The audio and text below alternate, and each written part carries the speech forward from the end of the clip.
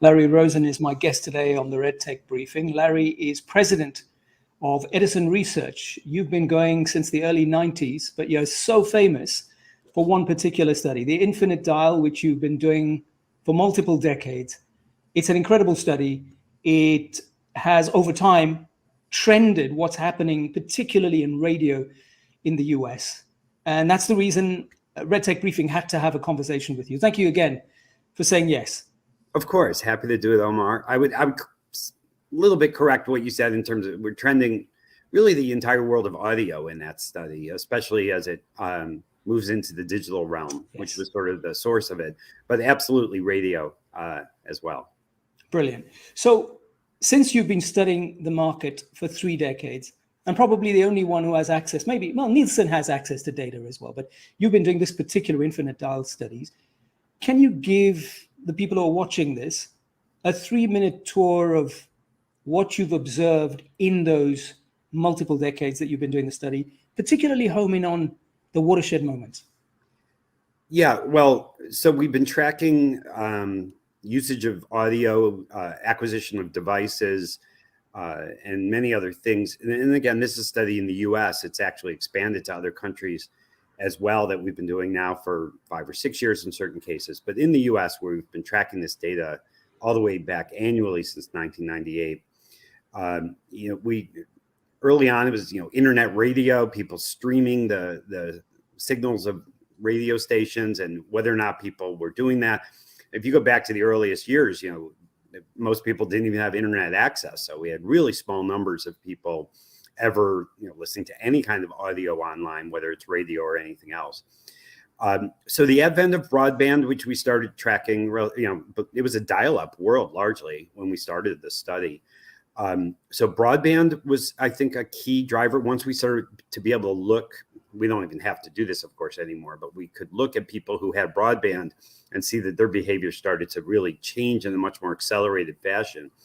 And then the biggest thing by far, though, was the advent of the smartphone.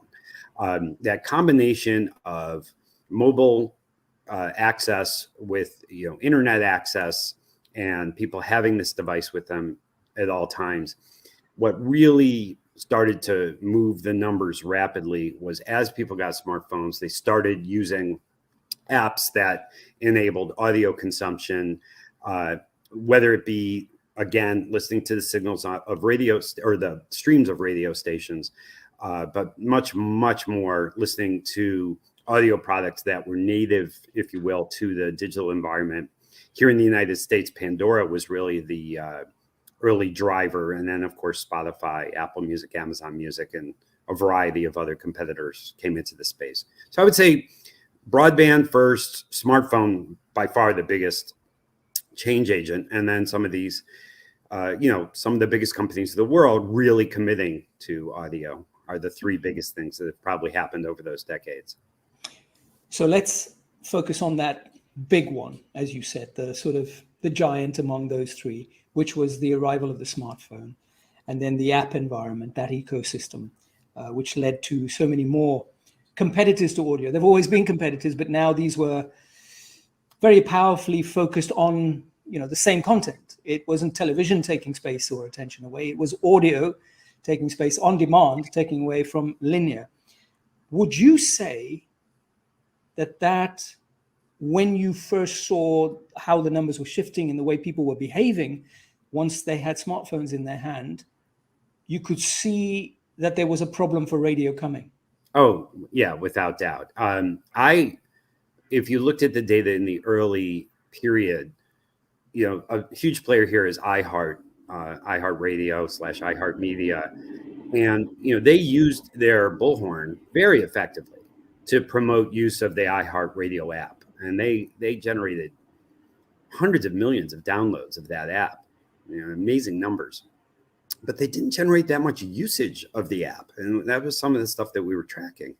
And I really think in many ways they accidentally promoted mostly Pandora in the early era. I mean, they weren't promoting Pandora, but they got people comfortable with the idea that your phone was a medium for audio consumption as opposed to the radio, the device called the radio.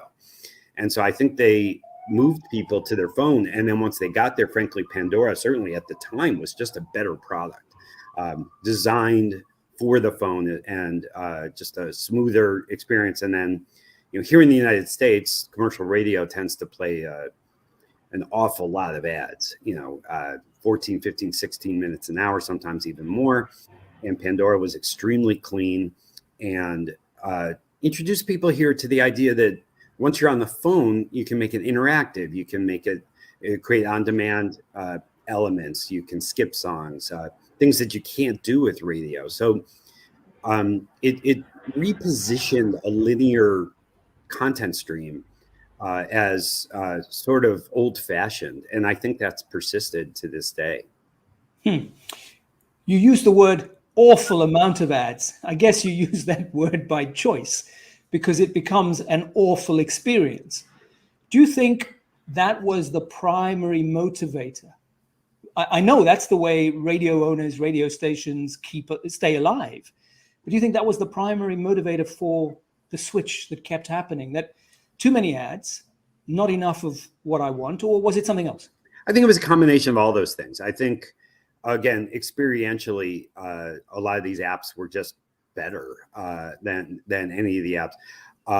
Radio doesn't do a great job here of speaking with a single voice. I mean, what might have happened, we'll never know if it would have mattered, but our individual markets are the way people understand radio. If an app had, instead of just having the iHeart stations here and the back then Entercom stations there, CBS stations, all on different apps, if they could have come together and created a New York radio app that sort of simulated the radio dial as people understood it, maybe, and again, we'll never know, but maybe that would have been more effective than all these different companies having their different approaches and things of that nature.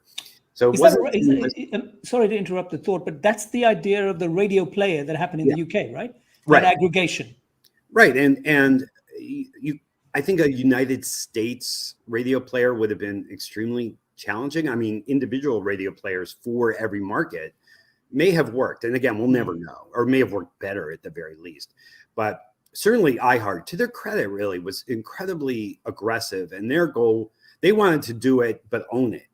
And the other owners were just not going to put up with that. The idea that their competitor would be the gateway, the gator, the individual that gates access to their streams. And so while iHeart tried really to be the radio player of the entire American radio industry, it just wasn't realistic that people would hand over that level of power to iHeart. A cooperative situation like exists in so many other countries with a radio player type technology just couldn't, the structure of the American radio industry just was not going to allow that to happen. Yeah, but even with that move, had it happened, if radio stations in their streams were going to persist with 15 to 16 minutes of advertising, surely it just couldn't compete with an ad-free experience. Right. Well, or low ad. I mean, Pandora's ad supported, but much lower. Also, usually a different standard for what the ad sounded like. So a lot of the more, I would say in your face, but whatever the audio equivalent, deeply in your ear kinds of audio ads, right. The prototypical screaming car dealer kind of approach was not allowed by them. So it was really a different experience on many, many levels. One of the biggest mega trends over the last more recent years, but it's a mega trend, is people showing the willingness to pay money to eliminate ads from their environment. Something that most people thought, me included to some level, was really unrealistic that people would fork over money. But over time, I've come to the realization that, much of America is quite well to do, and to pay $5 a month or $9 a month or something to get all this content and eliminate the ads, what compared to zero wasn't that big a deal. And there was a lot of value created. So now we have a sizable number of Americans paying either for Sirius XM, which is satellite radio, which is not likely to exist anytime soon outside of North America, or to Spotify or Pandora Premium or Apple Music, Amazon Music, et cetera, and eliminating ads entirely from their audio experience. So satellite radio obviously predates the arrival of the smartphone and the big broadband explosion. The numbers that migrated there, I mean, a lot of it's attributed to the big Howard Stern move that happened, but it wasn't considered a serious threat, even though because it was subscription, there was a payment gateway, it was ad-free as a result. I mean, it wasn't considered a serious threat in the way that smartphones and broadband and what that's heralded.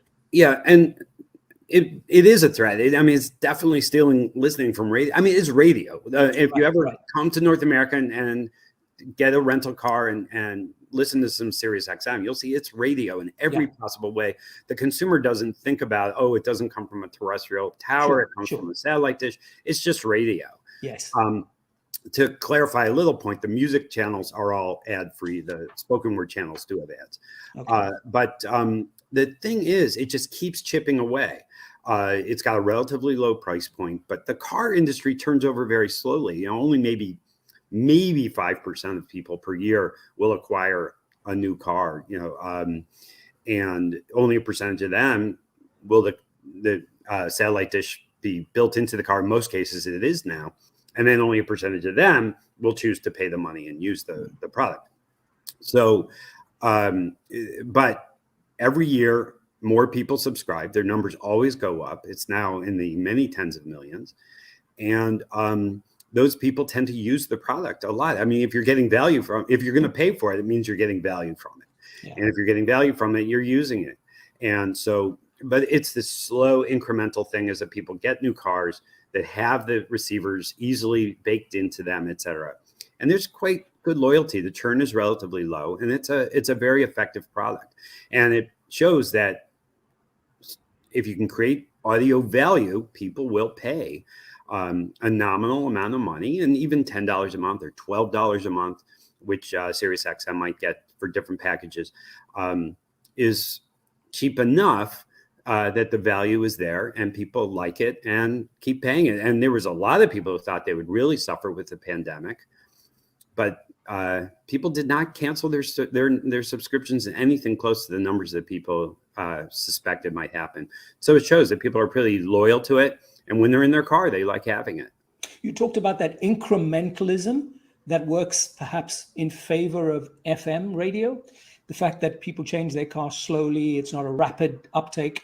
Is that also going to be helpful in terms of preserving radio's role in the car, and for how long? Because remember, the other thing that's happening right now is that every new vehicle you buy is completely able to have, broadband. Apple CarPlay or Google. Exactly. And so you can listen to Spotify all day if you want, or any other service that you want, which and the dashboard has been considered, or radio owners have always considered that sort of sacrosanct. That's really the savior. So how much longer will that last? So it's a mixed story. We do a lot of research about this. We do a different study called Share of Ear, where we look at all audio consumption. And if you zoom in on that study in the car, broadcast radio still is by far the strongest in the car as compared to at home or at work, where audio consumption has transitioned much more rapidly to digital options or other things. So radio remains really strong in the car, but it's slowly trending down there as well for the reasons you just said. A bunch of things we've looked at, and some of the reasons that radio continues to be strong in the car, it's kind of geared for that. I think it's almost linked in people's brains. They associate being in the car with listening to the radio. Even in the world of Apple CarPlay or Android Auto or these other options, it's still the easiest thing for most people. They have a lifetime of habituation of listening to the radio in the car. And I stumbled on a piece of data, it's not ours, that there's a lot of data about the length of the average commute. And here in the United States, it's like 23 to 25 minutes each way for work. But then I found a data point about the length of the average just car ride. So if you average all, including commutes or just driving to the grocery store or dropping the kids off somewhere or all the rides, period, the average length is only 9 minutes for the average drive, because there's lots of really short drives in there. And so for a lot of people, the radio is easy. It turns on to whatever station you are on when you turn the car off. It just comes on. You know how to change the station very easily if you don't like what you hear. And if the ride is relatively short, it's just not worth the effort for a lot of people to hook in their phone or to make their way to a podcast or Spotify or whatever. So it's changing, but it's changing very, very slowly. And I think that's some of the reasons. And again, a lot of radio content, at least here in North America, is sort of designed with people in their cars in mind, sort of becoming self-perpetuating. The more the percentage of all listening is in the car, the more it gets linked with in-car behaviors. So the car remains the most important location for AM/FM listening. That's why it took such a hit with the pandemic and people just getting in their cars so much less. But it is also facing newfound competition, often powerful competition, as well as these technological challenges. I mean, I rented a car recently and I got to the radio and I literally could not figure out how to change the station. I just couldn't figure it out. And I was in a different city where I didn't know the dial. You could type in the dial position. I didn't have any idea, was it 97.3 or whatever.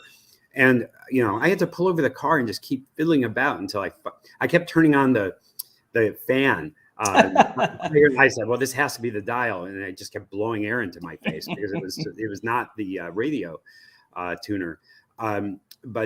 So things have gotten more and more complex. But most people still prefer the radio in the car. They're sort of linked. It's what you expect when you're there. But you quite rightly said there's a bit of friction currently associated with getting the podcast you want. But that's, as you said, quite rightly, changing.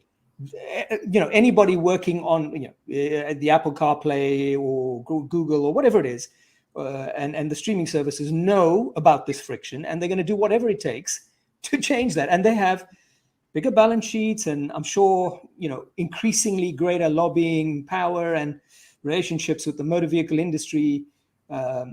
When you think, and this is difficult, I know, but since you've been doing these studies, I can't think of a better person to ask about this. Are there parts of the industry as we know it right now that won't exist 10 years from now, or be a shadow of itself, be really anemic? Well, when I think about that, and again, we have data to show this is already happening. Music radio is declining in usage here in the United States at a much faster pace than speech-based or spoken word radio. So the stations that are talk-based or news-based or personality-based, they're all declining. The listening to radio is declining across the board, but those stations are declining at a far slower pace. Those who are providing content that is not easily accessible in so many other places, Spotify, Apple Music, Amazon Music, Pandora, et cetera, et cetera.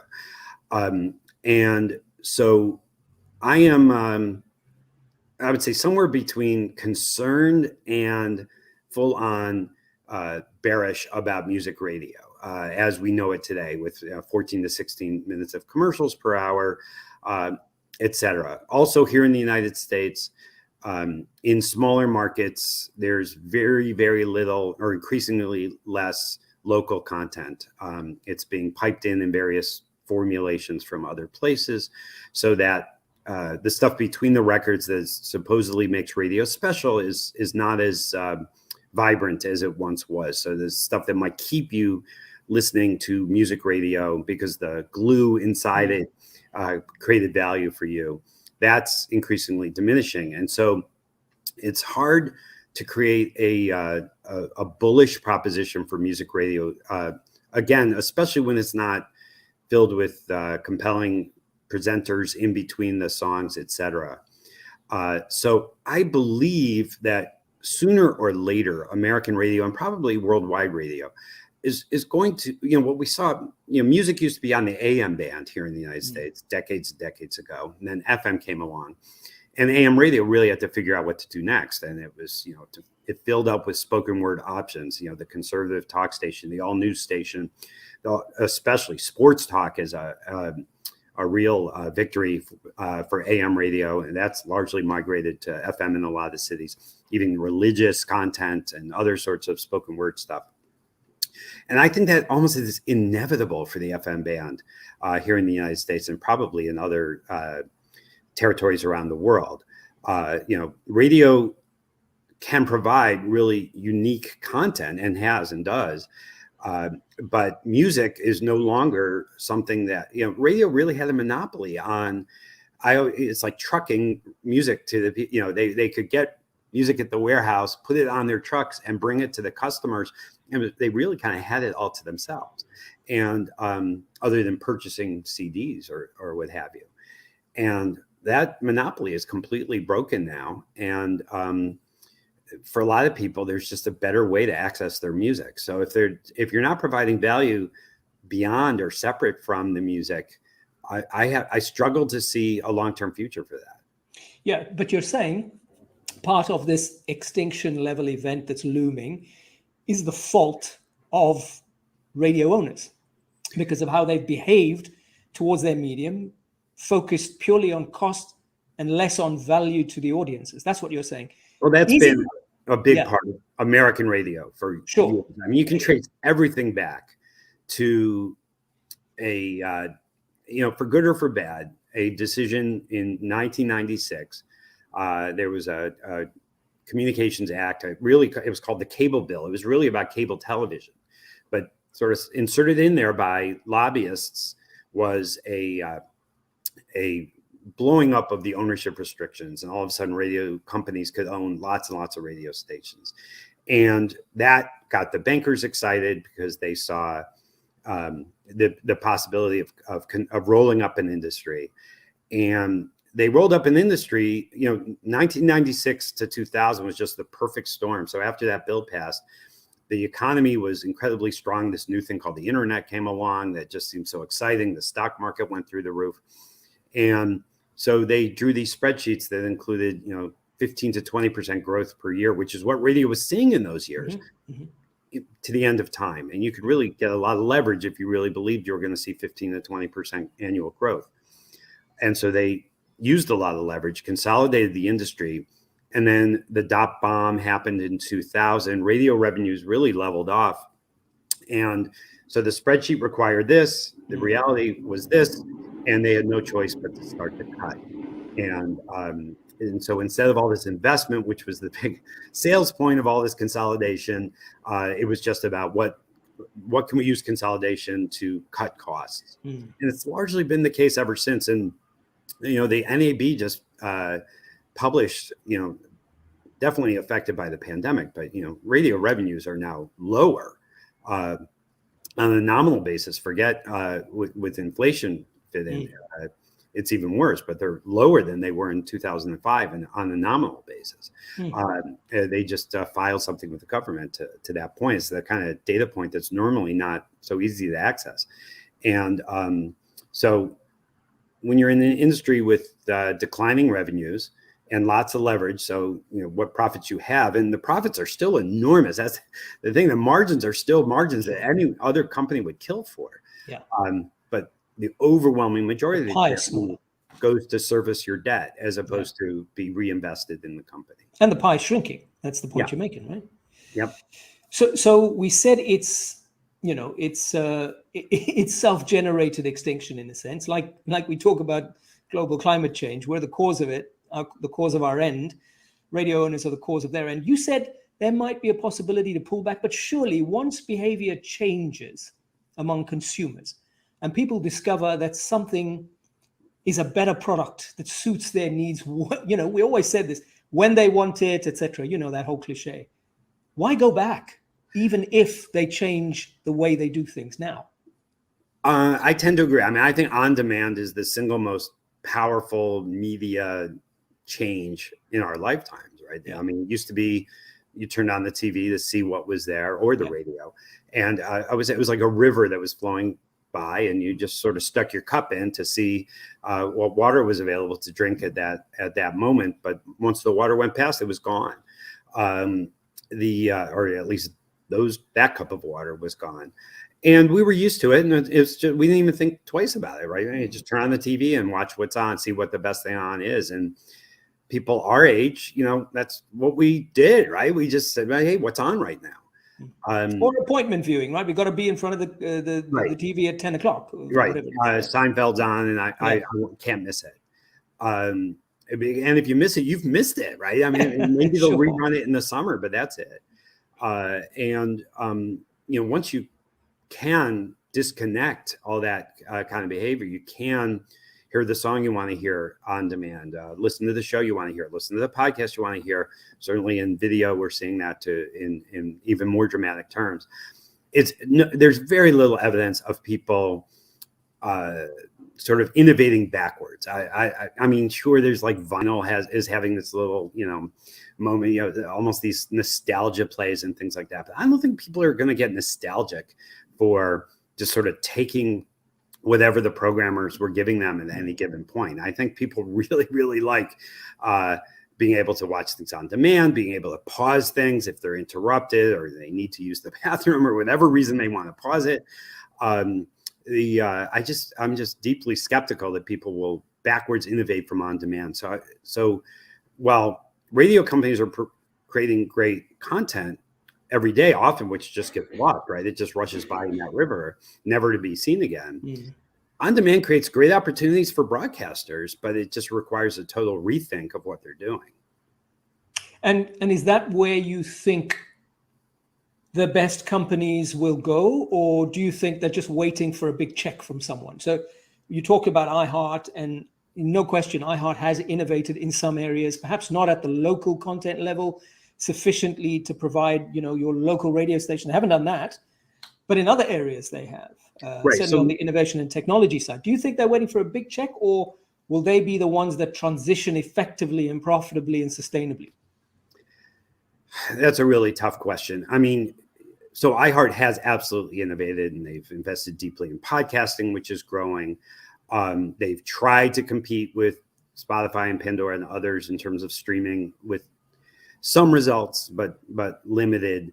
I would agree with you. Locally, other than offering the streams of local radio stations, they really have not innovated down to that level. And that is a level that probably is out there for someone to attack. Local remains one of these big, seemingly open things, but no one can make the numbers work effectively, at least so far. Even though, like the New York metropolitan market is by itself bigger than many countries in Europe in terms of population.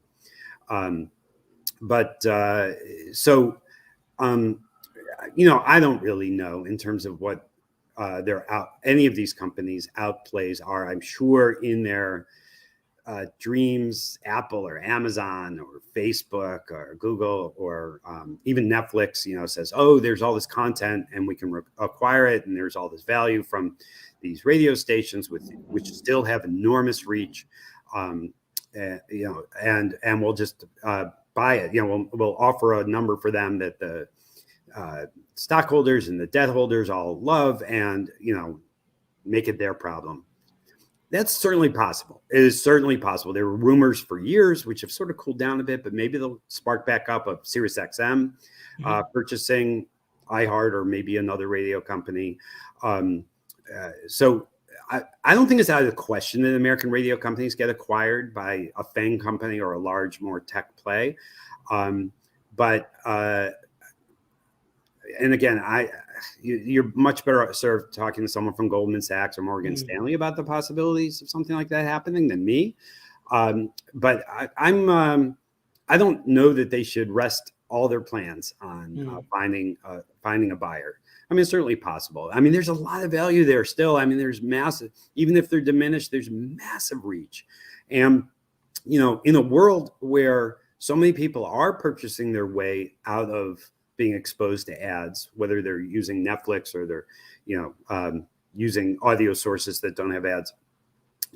When you do have a large ad-based audience, that should create more and more value. It's a supply-demand problem, and advertisers are having a harder and harder time finding audiences. And radio still, big commercial radio here in the United States, still commands a lot of audience. And so there's a lot of value there. I mean, you can absolutely paint the argument for why someone might want to acquire one of these companies, but they all have a lot of debt. And so you'd have to really see a vision to take the current amount of cash flow they create, pay off the debt, and still make it work. Tough question. Off the top of your head, what was TSL like in the 1980s and 90s, and what is it now? Yeah, it's dropped. I mean, we don't have consistent measurement here. It was Arbitron for years, and then Nielsen acquired Arbitron. So it was, if you go back, the peak year for radio listening in the United States was 1980, and started dropping slowly from 1980, and dropped and dropped, and it was dropping at a sort of steady, slow rate, and then into the 20th century, and then Arbitron, and then after that Nielsen did a measurement change to the meter. So it was diary based, and then they changed to meters here, and the meters from the jump showed significantly less listening than the diaries did for a variety of legit reasons, and they were probably more accurate, maybe not perfect, but more accurate in many ways. And then even since measurement began, the electronic measurement began with meters in 2011, 2012, et cetera. Listening has dropped steadily since then. And then, with the pandemic, listening dropped very, very dramatically. And while there are initially like over 40%, and it has recovered about half of that back so far. And now it's sort of stable and is likely to start dropping again. So, when the history is written, I think they'll look at, the 2020 and into 2021 as a real pivot point where listening dropped quite a lot. And especially among younger people, just hasn't really recovered. But I don't want your viewers to miss the point that there's still a ton of listening. I mean, radio still has huge reach, and lots of hours of listening being generated, massive numbers of hours of listening being generated. It's just down from what it was. And it, like I said, is recovered from the absolute bottom of like full lockdown of spring of 2020, but it's well below where it was in, say, 2019. And I think the recovery period is kind of over. Maybe there will be a little spike if life truly returns to normal. But I'm very skeptical that life will return to normal or 2019 normal ever, because things have been so thoroughly disrupted for so long that I just don't see 2019 coming back. And so radio listening of 2019 isn't coming back either, at least here in the United States, probably everywhere. Well, whether we like it or not, there's a lot of food for thought about how perhaps things have been mismanaged when it comes to radio in the US for long enough. And then other factors, significantly triggered change, behavioral change. When people had no options, it didn't matter what you threw at them, how many ads you put into an hour. You had to keep listening, but not anymore. Right. And so, it has hurt. That's something I've really, now as an old guy who's been doing this for a long time, you can really see with, something that was said in discussion sessions or whatever, where are they going to go? Was it a constant comment, that question has been answered. There used to be a legit point, we could sort of manipulate things or even be slightly abusive to our audiences because they truly had nowhere to go. If you were the only country station in town, the country fans were kind of stuck. And you could say, you didn't want to abuse it, but you could kind of say, where are they going to go? People will find a place to go now. And so you have to dig in and fight for listeners everywhere you can these days. Slight pivot away from the US market, because we've heard a lot about it and very thorough. So thank you for that. It's really been not just a history lesson, but a lesson at future history potentially. Are there markets in the world, because you do studies in other markets as well, where you are seeing a bucking of the trend of what you see in the US? Because you mentioned earlier that potentially every market's heading the way you see the US heading. But when you do these studies, you're probably getting points of data that might surprise you. And I didn't expect that. Is that happening somewhere? And is there a lesson to be learned by the US market from what you're seeing in whichever that market is? Or maybe there's no surprise. Right. So, of course, there's competitive pressure everywhere. And since radio kind of had it all pretty much everywhere, it has to go down. So it's all about the paces at which it goes down. We've had infinite dial now for I think 5 or 6 years in Australia. And Australia is really a tremendous radio market. The radio companies there are really strong. They're not up to their eyeballs in debt such that they can't do the things they need to do. There's a couple of things that really make Australia different from the United States. One is the fact that there's far fewer radio stations in their cities. And that might seem paradoxical, with so many radio stations across the band here in the United States, you would think, oh, everyone can find something they like. But in fact, maybe it's a paradox of choice kind of thing, but dozens of mediocre options are just not as potent as a smaller number of really, really fantastic radio stations. That's certainly what my perception is from working deeply in the Australian market now for a number of years. The next big difference, and this is true really across the world, separate from the United States, is here in the United States, they do not pay for the rights to play music. It's a long-standing, goes back to the 1930s, quirk of the American radio industry that it's considered promotional value, so they don't pay for music. And so when you're making programming decisions, you could pay for expensive talent or speech-based content, which is expensive to produce, or you can play music for free. So it's part of the reason that the industry has just generated billions and billions and billions of profits over the years, is if your content is free and you can leverage it and amortize it, it's an amazing business. Here in the United States, the very thing that's made it so profitable is the thing that might kill it in the end, is that since they don't pay for music, all they want to do is play free music and not develop the things I was talking about earlier that could make them more sustainable into the future. Australia is the opposite. Australia has developed talent. They have banks of people whose whole job is to go to improv comedy clubs and college campuses and identify talent at young stages, develop that talent, teach them how to do great radio, help them develop new ideas for radio that no one's ever thought about before. Some of the biggest stars, not just in Australia, but in many countries, the biggest media stars in these countries are often developed on the radio. They often travel off to TV and things like that, but they're often just radio stars, which is really, for a lot of reasons, just not common here in the United States at all. I definitely see Australia as a particularly strong market. Again, fewer, stronger players that aren't loaded up with debt, and a real commitment to talent development and creating vital radio that people want to listen to.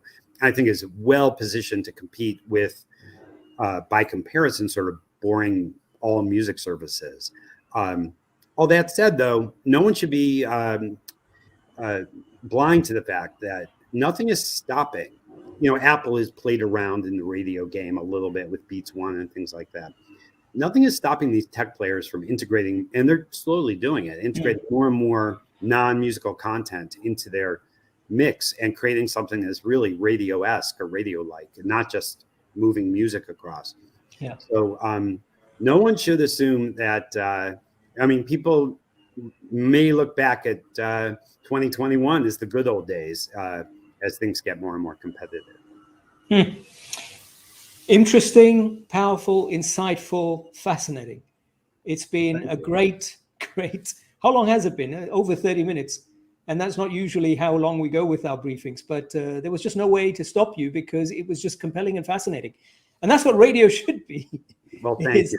Those people who are fascinating, who can keep you entertained for a 9-hour drive. You remember that old trope from way back when? If you can have a 5 or 6 or 7-hour drive in a car with someone who just keeps you entertained all the way through, you don't notice how many miles you've traveled, that's the radio star that you want, or that's the person you want on your radio station. Larry Rosen, thank you for these insights. Thank you for the studies that you do, because they obviously really do provide a harbinger of what's to come. They're telling the owners, the shareholders, the managers, what the problem is, so hopefully they can think about how to solve it. But whether they do it or not, that's up to them. It's been a great conversation. Really Happy appreciate to. having you here. Good to see you, Omar. Cheers, Larry. Take care.